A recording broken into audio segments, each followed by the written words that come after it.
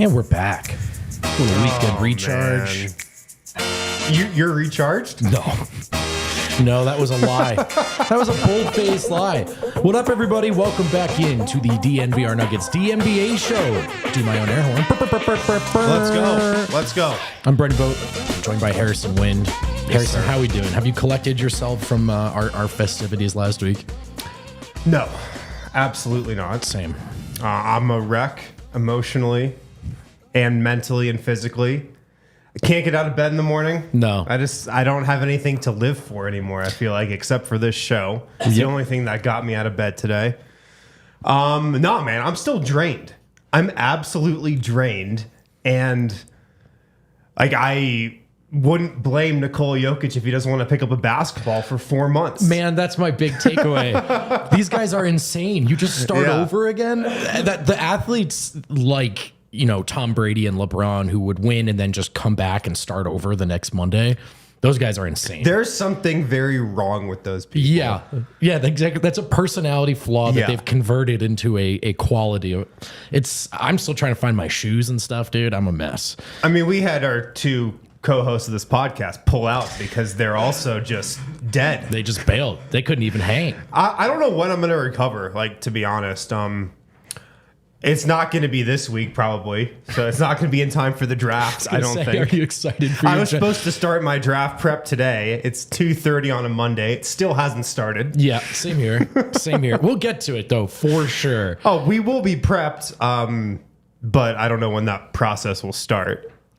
In the meantime, Win, no rest for the wicked, brother. There's news. Yeah. There are folks on the move. There are tweets happening on the timeline.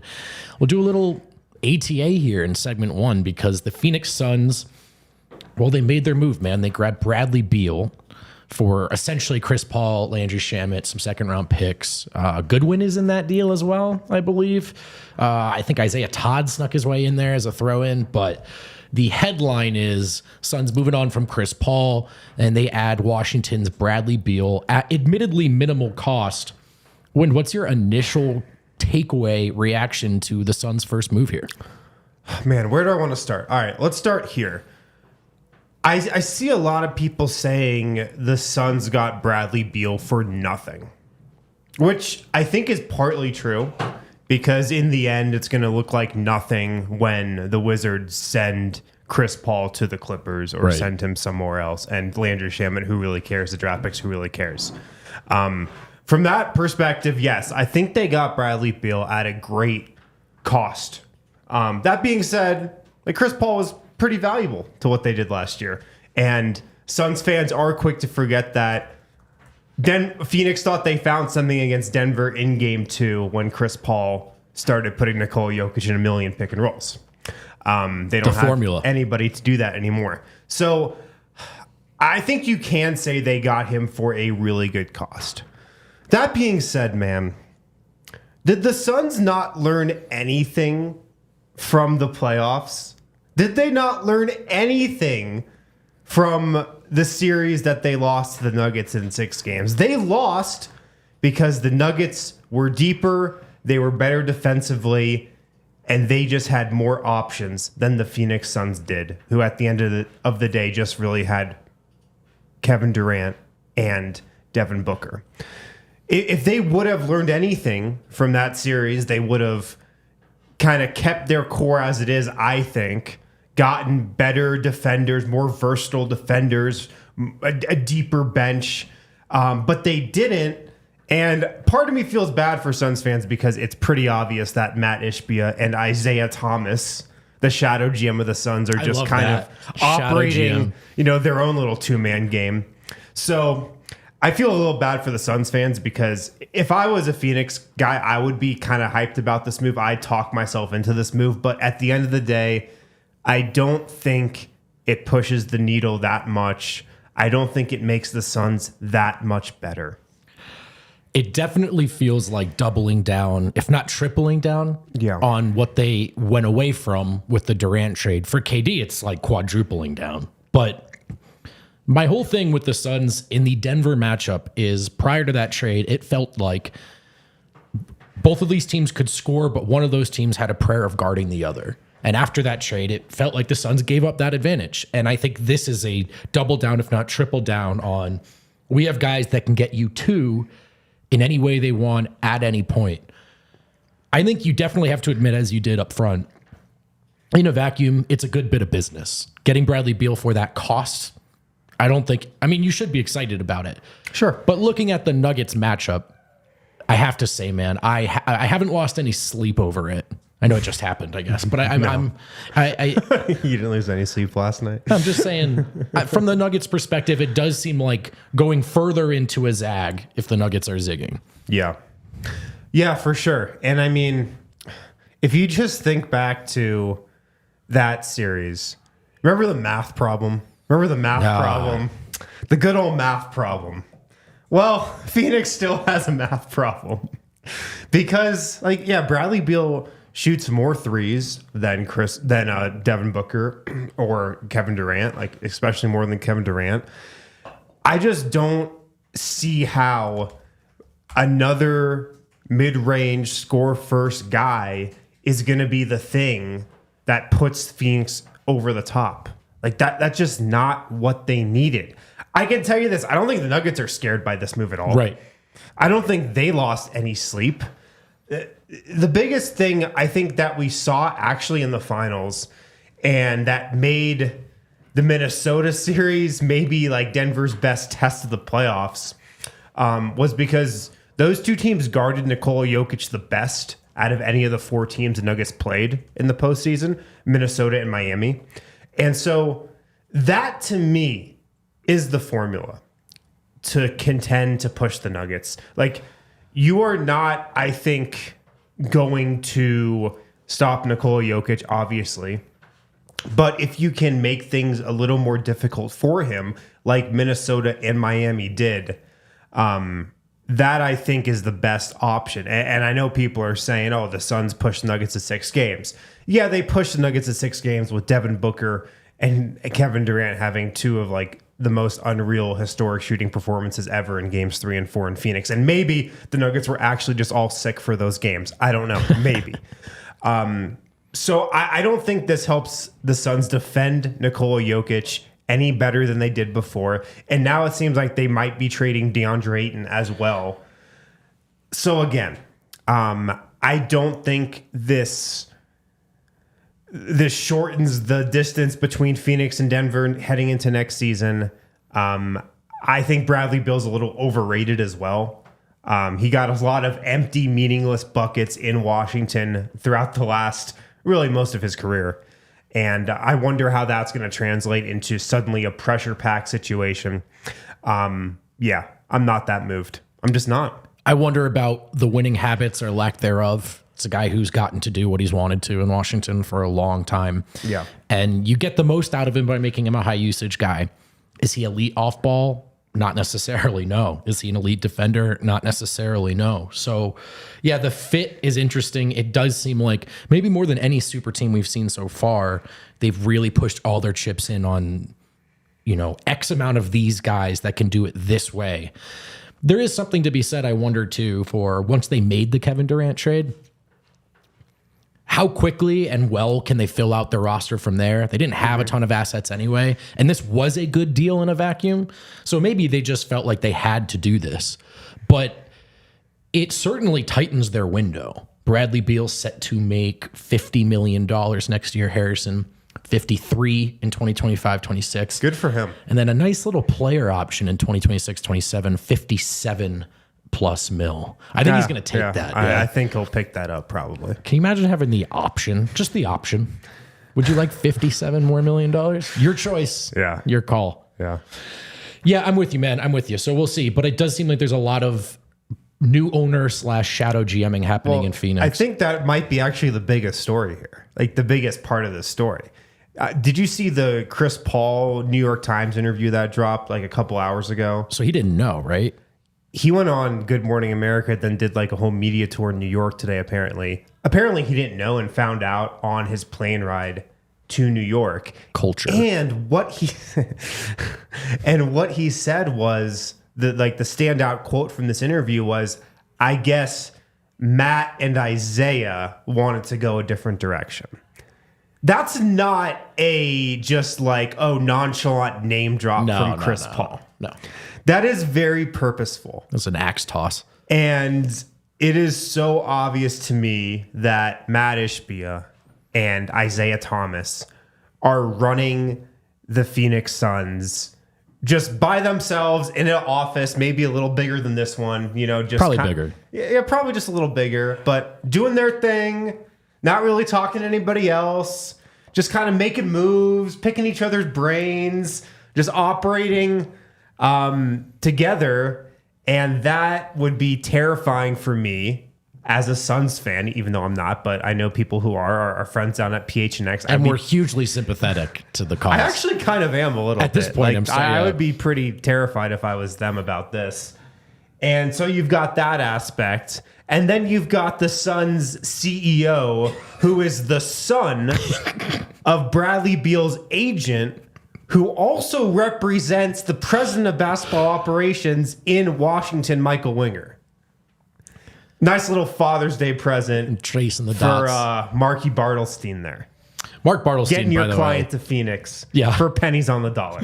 By the way, Mark Bartlestein where he wanted to go is a first ballot Hall of Famer. Oh man, I mean, I was ready to anoint him after the Mason Plumlee contract a couple summers ago. I actually went through it yesterday because he's earned Mason Plumlee roughly $70 million in his career. Yeah, 60 of it came from 2 contracts. He wasn't starting, and then Bradley Beal's no trade clause on a max contract. Bartlestein is a wizard. So I hope you enjoy the boat, Mark. But yeah, it does seem like he owns that Wizards front office. Oh my God, he went in there Wizards and just, organization. He's like, here's what's happening. But it's crazy. I do think when Ishbia sat down courtside next to Isaiah and then did the ball thing, like there's a lot of, how do I want to say it, Wolves ownership group energy, like some new excited. Yeah, it's like the newest owner energy ever. We always talk about new owner energy. This is the most extreme example we've seen of it in a while. Totally. Speaking of other moves, Harrison, the landscape around the NBA, the powerscape, is subject to change right now, and perhaps things are changing by the bay. Draymond Green is going to opt out here, and he's going to still negotiate with Golden State. A return is not off the table. Per Woj, Golden State feels like they can get a deal done. But Draymond is going to consider all options. He's turning down that option. Just immediate takeaways there. Is there anywhere you're worried about him going? Draymond, potential free, or I guess free agent here now. I mean, you've always been thinking about Draymond with the Lakers for the last year or so, ever since he signed with Clutch and has been just like bowing down to LeBron at every single moment. You kind of always linked him to the Lakers since then. I mean, look, dude, Golden State, who knows? Bob Myers is gone. He was kind of the glue that was holding that organization together and had held that organization together throughout the dynasty that they went through. I think all options are on the table. Yeah. For the Warriors, man. I really do. Like they got Mike Dunleavy in there right now. The easiest thing for him to do would just be, play the continuity card. Right.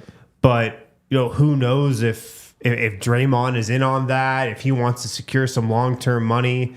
I don't know. Like, I would not be surprised if he left, because I've just learned to not be surprised by those types of things in situations similar to these. But the Lakers seem like they could be a possibility. Portland always has seemed like a logical Draymond Green fit. I wonder if Miami sneaks in Miami, there. just put together the classic list of teams. Right. The Clippers, the Nets, the Heat. But I think my overarching thought is I would not be surprised if he left. I'm with you. And let's put a pin in the Portland part of this, because everyone's favorite offseason storyline is back. It's back center stage again. Damian Lillard. But that's on the other side, Harrison, of our first break. Guys, check out FOCO, the leading manufacturer of sports and entertainment merchandise, with a product line that includes apparel, accessories, toys, collectibles, novelty items, and more. And now they have Nuggets championship gear in the FOCO store. It's the best officially licensed gear for all sports and fandoms. But now with this championship, they've re-upped. They've gotten some new items in, special championship edition stuff at FOCO. So go to the FOCO website, use the code DNVR for 10% off all non-presale items. Use the promo code DNVR for 10% off all non-presale items at FOCO. FOCO always has our back for Colorado sports. They have yours too. Get the best gear around by using the link in our description, or you can see it right on the screen right there. For all non-presale items, use the promo code DNVR for 10% off. Also at Manscaped, can't get that Father's Day gift anymore, unfortunately. Had to get that by yesterday. You missed your chance for that interaction. But, there is a lot of great opportunities to get set up with Manscaped over the course of the summer. 4th of July is almost here. The summer heat is almost here. You've got to get the Performance Package 4.0. Inside the Performance Package 4.0 from Manscaped, you'll get the Lawnmower 4.0 trimmer, the Weed Whacker ear, nose, hair trimmer. That's my favorite. The Crop Preserver, the Crop Reviver, Performance Boxer Briefs, and a travel bag to hold everything together. The Lawnmower 4.0, the best of its kind. The 4th generational trimmer features a cutting-edge ceramic blade to reduce grooming accidents thanks to their advanced skin-safe technology. It's waterproof, 400K LED spotlight. Again, the best of its kind. You get the Crop Preserver, the Crop Reviver, the anti-chafing boxers, and shed travel bag as well. Go to manscaped.com. Use the code DNVR, get 20% off with free shipping. Again, you got to use the code DNVR, 20% off plus free shipping at manscaped.com. And we're back in the beautiful and revamped Studio B, by the way. I didn't give it its it in here. It's a little hot, but other than that... I'm cold in this seat. We should trade. Really? Yeah, there's a vent. You might right have there. the vent coming right down on you. Yeah, we redid it though. I like it though. It's a good space for the little 2-man game. I don't know, man. Sometimes Studio A gets a little big for me. I get for just 2 people, Yeah. This is it's more intimate wind. Yeah. All right. Let's keep going with, around the association. Damian Lillard, we'll start with the Chris Haynes tweet there if you have it, Harrison. Excuse me, Kale. I know who you guys are. Miami's focus is Portland superstar Damian Lillard with the genuine belief this could be the offseason. The veteran guard seeks a change of scenery. League sources tell NBA on TNT. Now, this, of course, is a germane report because the league sources here are Chris Haynes. He is Damian Lillard's media guy. So we know where that's coming from. So could Dame actually leave, Kale? Nope. No, let's jump to the next tweet right away. Damian Lillard wants to remain in Portland, per Shams. He wants to be there, and he wants that team to get better. Harrison, I can't take it anymore. Pick one. Stop. That's my takeaway. I think he's going to get traded on draft night. Oh, wow. I think he's going to get traded to the Miami Heat on draft night. I think it's going to happen.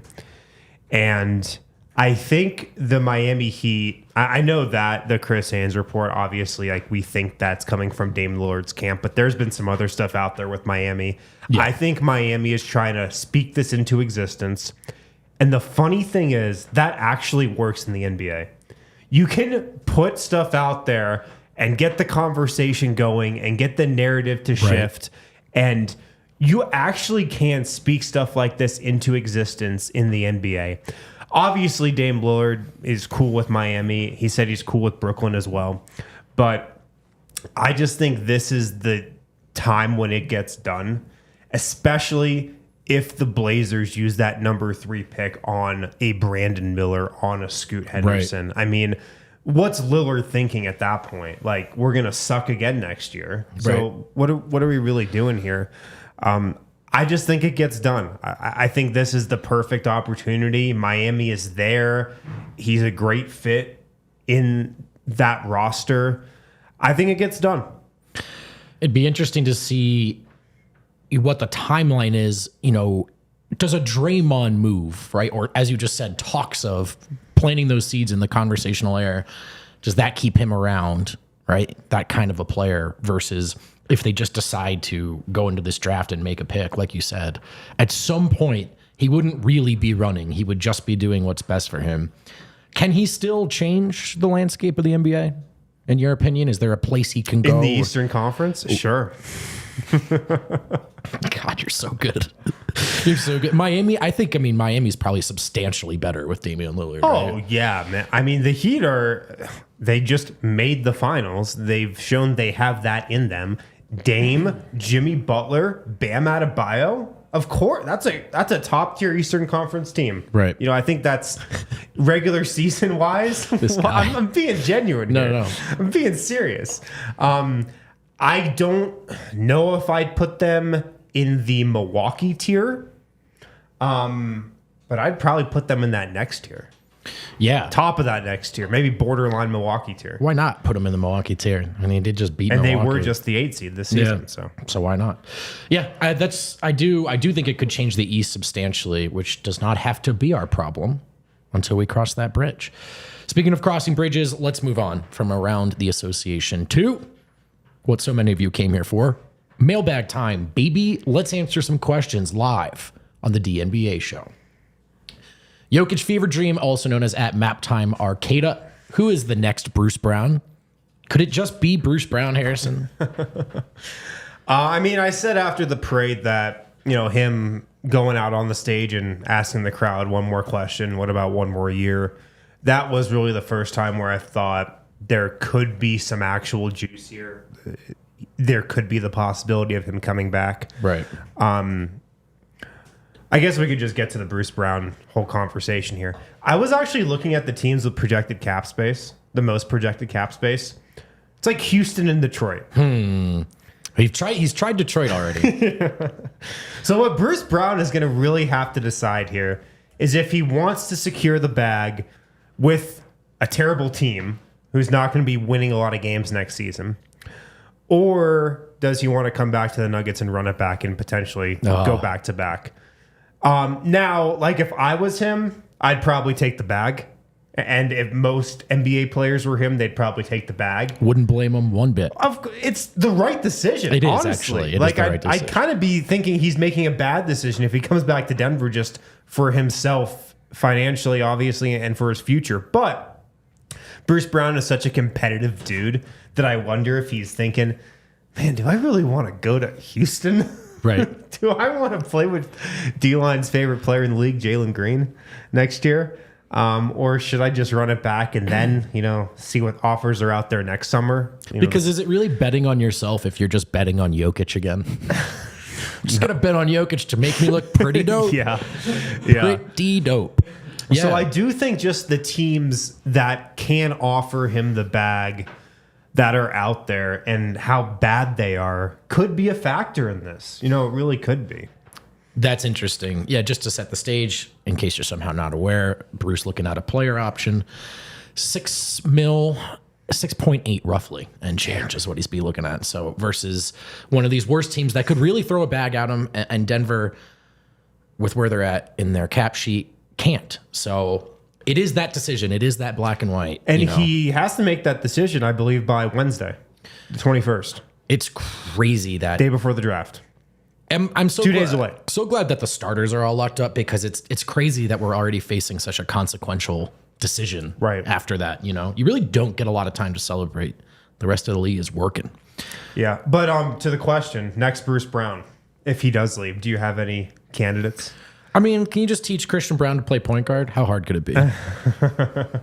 I've got one candidate that is kind of high on my list right now. Yeah. If you actually look, there aren't that many guards, free agent wise. It's a really weak guard class, but there is one guy who initially stands out to me as a potential Bruce Brown replacement, and that is Nickeil Alexander-Walker. He's a free agent. Is he? I gotta say, man, I was really impressed by him on the court, talking to him off the court in that series. I think he is just one of those. I think he's got a lot of Christian Brown in him, and he just really wants to be good in the way you ask him to be good, and he's focused on getting better. But to me, he's more of the point guard than Christian Brown. Like, of course, I don't know if it's realistic. I don't think it's realistic to ask Christian Brown to play point guard in that Bruce Brown role. Nickeil Alexander-Walker's at the top of my list as of right now. But yeah, we'll know in 2 days. I mean, I do expect Bruce Brown to decline, and then if he does come back, he will re-sign for as much as the Nuggets can give him. So I do expect him to totally decline the player option. That should be expected. But yeah, we'll see. Nickeil Alexander-Walker, about 6'6", 205 pounds. Doesn't shoot the ball really well, but we know what he can do defensively. We saw it in these playoffs. So that's an interesting option. Okay, what else do we have question-wise? What was your favorite negative Nuggets perspective that was disproven during this year? So old negative perspectives or narratives that were disproved. I love this question. I went right away with, for me, this notion that they're soft, this notion that they're who you want to play in the playoffs when things change. Get that out of here, man. And I think we long suspected that. Any team that can do back-to-back 3-1 comebacks. We've watched that team play so well, whether it's on the road or in these back-to-back scenarios. We knew they had fight. But before that Clippers series in 2020 started, it was these guys are soft. And I think they've taken every opportunity they can since then to show the league that that's just not the case. My favorite narrative. Man, there are so many. There are so many. Murray doesn't make a difference. If only Jamal was healthy is just an easy one. Yeah, if only Jamal was healthy. Jokic, a playoff dropper, which I don't even know if that was really it. But I would say that it's just maybe my favorite one is that like Jamal Murray now is regarded as like a top 25 player. Right. And that is so awesome. Like immediately after the championship, I probably felt the best for Jamal Murray just because his first year back after the ACL, kind of the road that he took from game one to where he finished the season and playoffs at. His rise and everybody coming around to the fact that what he did in the bubble was absolutely real. Right. And he's just has that it factor about him in the playoffs and is now an all-time playoff performer. I'll take that. The career leader in points per game jump from regular season to playoffs. Number 2 is Jokic. What a world. What a treat.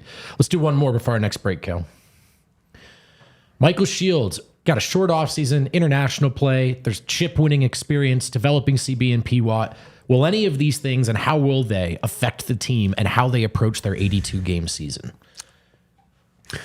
Well, it's a short offseason, and it might be even shorter for Nikola Jokic. Yeah. I mean, I kind of hope he plays in the World Cup, to be honest. Me too. Hopefully he can lead Serbia to the gold. It'd be cool if Jamal played in the World Cup as well. I feel kind of less encouraged about that, or less likely that will happen. But I mean, next regular season, man, it's going to be legendary. The best and the worst thing of all time. Yeah. Because the lowest moments of like Nikola Jokic and the Nuggets that you saw this past regular season, you're going to see again next year. And I mean, I can't blame them. It's going to be really tough, I think. It is really tough for any team coming off a championship to refocus and just put the pedal to the floor for the grind of the regular season again. It's coming off a finals trip. Malone screaming at you to rotate harder. Yeah, it's and it's October. like, bro, you're like, I don't know, man. We showed we can flip the switch, man. You're like, Joki's not even running. Yeah. So just all the narratives on Jokic just come back during that game. Well, he can't really defend the pick and roll. You're in Adam's elite defender tweets are going to get roasted. But I think that's just what's going to happen. Me too. I would prepare for a somewhat different season. Yeah. But there should be a lot of playing time for Peyton Watson. It should be a lot of playing time for Christian Brown, obviously. I mean, naturally, you kind of expect Christian Brown to go into more of the Bruce Brown role. You expect Peyton Watson to ascend into the role Christian Brown played this year. Right. And, yeah. That'll be, I think, the biggest story next season. Like, is Peyton Watson a guy? I'm curious, too, because I do think home court advantage was essential to their run. I really do. Having said that, do you walk away from that thinking, man, we were so much better than the West? Is there more utility in getting those guys up to speed, seeing if there's more you can get out of Mike down the line? So some interesting philosophical discussions coming up. All right, let's hit this break, Wind, and then we'll finish this mailbag and get out of here. Illegal Pete's, this episode of the DNVR Nuggets podcast brought to you by Illegal Pete's. It's your go-to spot this summer. You ready for the longest happy hour around? 3 to 8 p.m. every single day at all 12 Illegal Pete's locations. It's the longest happy hour around. Post up there, grab a burrito, quesadilla, a bowl, nachos, whatever you want at Illegal popping Pete's. on parade day, dude. Oh, it was like best. Just people going in and out on their way to the bar, just hanging out. One big patio party. Yeah, we got an Illegal Pete's location just down the street here on Colfax, just blocks from the DNVR bar. So stop in, pick up some food, then just chill on the patio 3 to 8 p.m. every single day. That is their happy hour at all 12 Illegal Pete's locations. Wear your Nuggets gear into any Illegal Pete's location. Grab a house marg or draft beer for free with the purchase of an adult entree. So wear your Nuggets gear, wear your DNVR gear into any Illegal Pete's location. Get a free house marg or draft beer when you purchase an adult entree. Breckenridge Brewery is the official beer of DNVR. This is the perfect beer for summer. The Mountain Beach Sour, one of my favorites. We've got it, maybe, I think, at the bar. But you can get it at your local liquor store, at your local grocery store. If you don't know where to get Breck Brew, check out the Breck Brew beer locator. Type in your zip code. That will show you where to get Breckenridge Brewery beer no matter where you are. And the Mountain Beach Sour, just a perfect beer for the summer. Glad we're talking about it now because now it officially feels like summer. Oh, yeah. The national media is gone. The beautiful weather has returned to Colorado. And sit at a park, sit on a patio, sit out in your backyard, enjoy a Mountain Beach Sour from Breckenridge Brewery, the official beer of DNVR. And we're back. I almost forgot how the show works. All right, hanging out with Harrison Wind, super producer Kale on a Monday. By the way, guys, just in case you forgot, 1 week ago, the Denver Nuggets took the final step and secured their first ever NBA championship. It's been a week already. It's hard to believe. You know what I don't like about the NBA? We don't talk about the team that wins the championship enough. I know. You go right into the next shit. Like, the Nuggets just won the championship. It's like, oh, you talk about it for like a couple of days. They were pretty good, weren't they? The championship is the ultimate goal. It's what you do everything for. It's what you play the regular season for. It's what you make all these trades and roster acquisitions that we're now talking about for.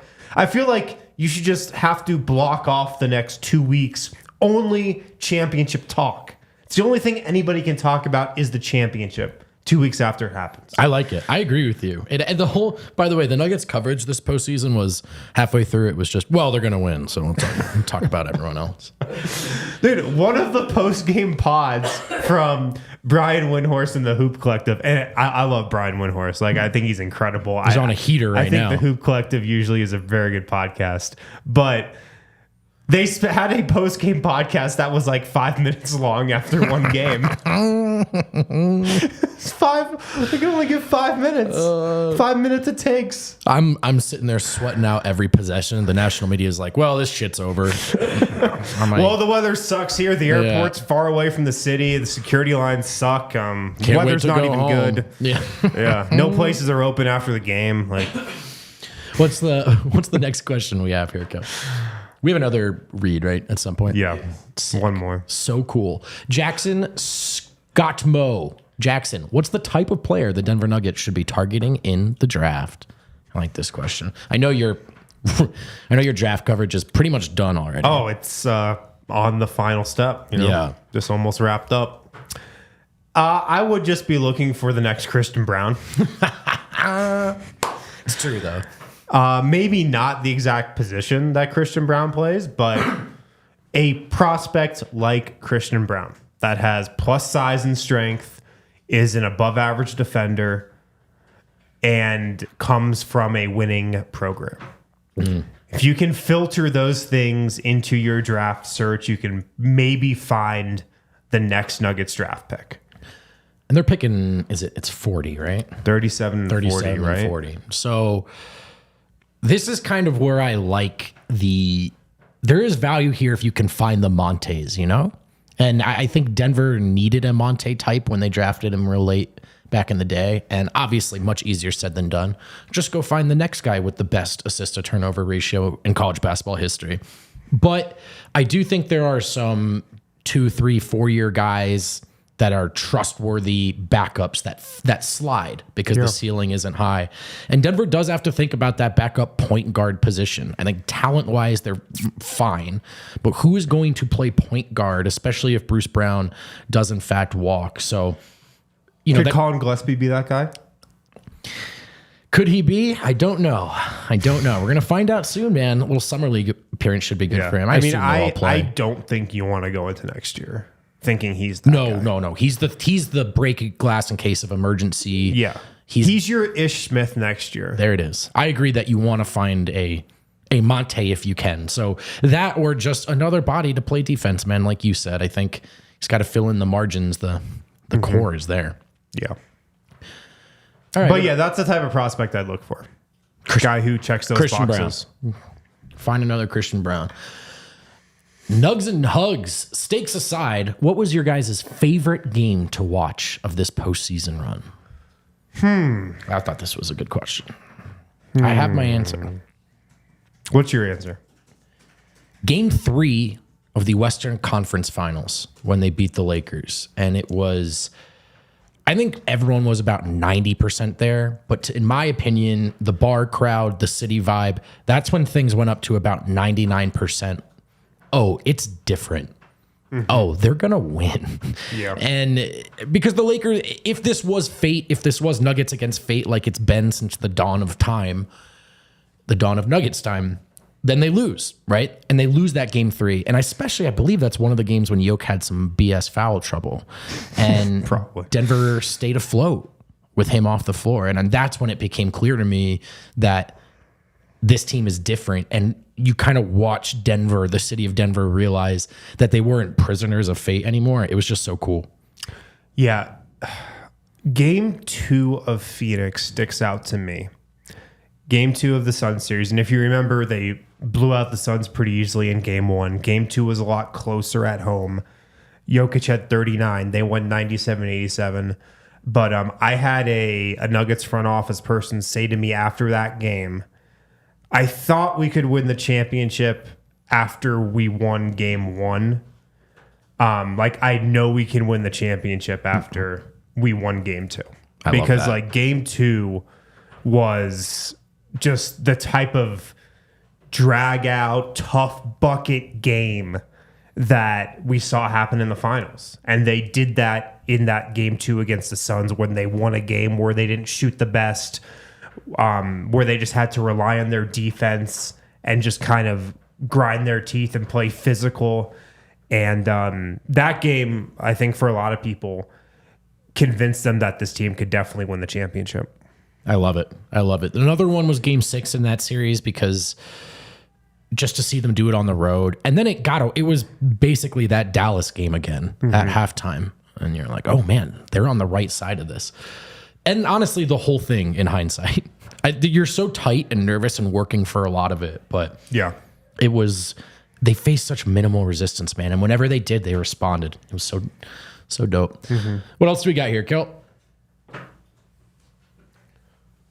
Pastor Rhett, living his best Nug life. What are the positive signs of growth we should be looking for when we watch guys like Peyton Watson and Colin Gillespie in Vegas? I can't wait. Well, Peyton Watson, I think you want to look at his shot. How does his shot look? Just how does his all-around offensive game look? Just does he look like a second-year player at Summer League? Because that's one thing you can always look at when you watch these games. You can tell who the guys are there that played in the league last year and are now going into their second summer leagues. Like Peyton Watson should look like one of the best players in Vegas next year. That's it. He should be very, very good. I mean, he should dominate, to be honest. And he had some moments, some real highlights with the gold, and then he gets the experience of seeing this, of being on the floor for some of those late games. I agree with you. While as an NBA prospect, it's really still all about defense for me with him. Yeah. As a summer league guy, you'd like to see him get some buckets at his will, at his command there. Yeah. With Colin, I think you want to see a lot of the things you saw from Monte Morris at Summer League. Love that. Just running his team, low turnovers, even though a lot of turnovers at Summer League aren't the point guard's fault. That's true. Just kind of setting his guys up, running the offense, having a command of his group out there, which I think he will. The other thing for Colin is I feel like he obviously knows how to play the point guard position so well at such a high level, but I did think he struggled to just turn the corner on guys at Summer League. It's time to score. Mm-hmm. It didn't seem like he had any bag, and I didn't expect one, but even if he is going to make just that third tier kind of Ish Smith level, I think you have to be able for 5 minutes at a time to get a couple buckets here and there too. Yeah. So that would probably be it for me with him. And then Christian won't play, right? I don't think so. He shouldn't have to. I don't think that's needed. He did just win a title in the rotation. Yeah, so. I don't think you need Christian Brown at Summer League. Cool. Let's do one more. We'll hit our last read, and then we'll finish these up. Kale, if you got it, let's hit it. Michael Talley, what potential offseason moves could another contender make that would scare you in terms of the Nuggets title chances next year? Parentheses, Beal does not scare me.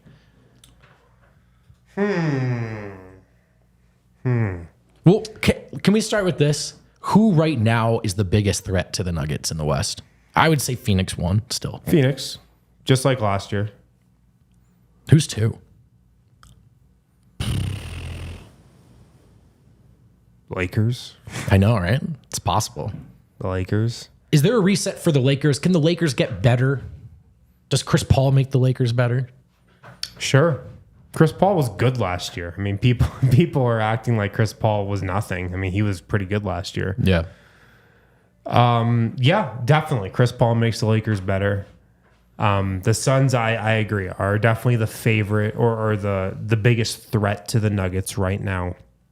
I mean, you just think of the other superstars that could potentially be on the move. Karl Towns, him getting traded would not surprise me. Right. Over the next couple of weeks.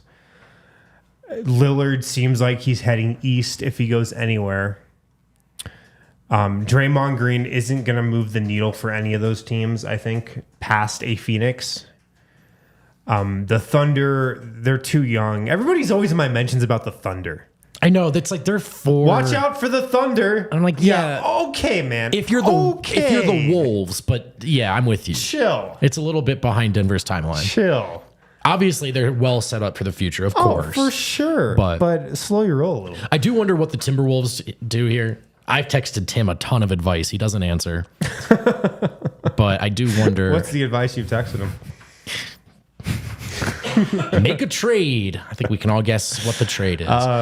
Somebody in the comments says Draymond Green to Dallas. That makes sense to me as well. Again, I don't think that's a move that pushes them even close to Phoenix. Dallas didn't even make the playoffs last year. They didn't even make the play-in. They got a long ways to go. So I know. I think they're not worried about Dallas. They're going to need a little more than Draymond Green. And Draymond Green, outside of Golden State, I don't think is going to be close to the player and close to the weapon he is for the Warriors. Like, not even close. So it's Phoenix, and then it's a big drop-off, I think. I wonder about the Kings. I wonder about the Kings turning a corner just from experience alone. But, yeah, off-season stuff, I would still say that the Lakers can stand to get better. And then the Suns, you still got to watch if and what they do with Ayton. Right. And they'll get, some minimum guys to come and join, and try to win a championship there. But, yeah, we'll see. We shall see. Let's hit this last break, finish up this mailbag. Shady Rays, guys, it is now officially summer, as we mentioned. Take on the sun with gear built to last. Our friends at Shady Rays, they've got you covered for the warm weather ahead with premium polarized shades at an affordable price. Shady Rays, they're an independent sunglass company offering a world-class product that's just as good as any of the expensive pairs that you've worn. They've got durable frames, extremely clear optics for outdoor adventures. If you go to shadyrays.com, scroll their website, I mean, they have tons of different styles. Just scroll and scroll and scroll. They got a style for everybody, I guarantee that. Any occasion that you want, Shady Rays has got you covered. Go to shadyrays.com, use the code DNVR for 50% off 2+ pairs of polarized sunglasses. Try for yourself. The shades rated 5 stars by 250,000 people. Shadyrays.com, use the code DNVR for 50% off 2+ pairs of polarized sunglasses. Did you see Jokic make it back in time for the race? Did you see the footage? Yeah. D-Line had a tweet. It's really funny, man. And it's funnier because we've seen it. We know what it's like. They're showing the stands, and Jokic is there, and he's this tier 1 celebrity. Yeah. Real Kentucky Derby vibes. They pan to the track, not the Kentucky Derby. Dude, those trotters, man. So I knew the answer to this before I tried to do it, but DraftKings Sportsbook has like a horse racing app. Of course, the Sombor track is not featured on there as one of the tracks you can bet on, unfortunately. Unreal. Yeah. But I was thinking, like, there's no way, because those races have to be so fixed where they're impossible to bet on. That's probably true, dude. That's my take. That's probably true. Those races are just so fixed. That's my take on the Sombor horse track. There's no way those races are legit. So true.